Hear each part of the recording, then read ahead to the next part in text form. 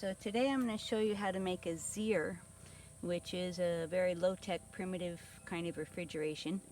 I've got some food here, some club soda, a salad, some kombucha, buried in sand, and a porous outer basket. Now I could also do a classic Zeer, is a small clay terracotta pot with the food in it inside a big terracotta pot and in between the sand. And if you don't have sand, you could also use wet towels or wet cardboard. This whole thing works by evaporation.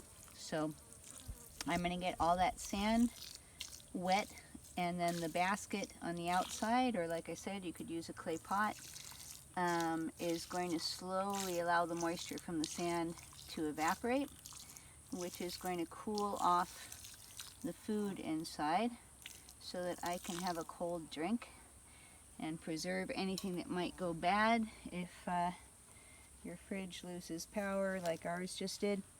I'm going to cover the food. If I had a bigger, yeah, I think I will go get a couple bigger towels. And that's it. And it's going to evaporate out through the sides here, cooling the food in the middle. And that's a Zeer low-tech food refrigeration. Pick your head up.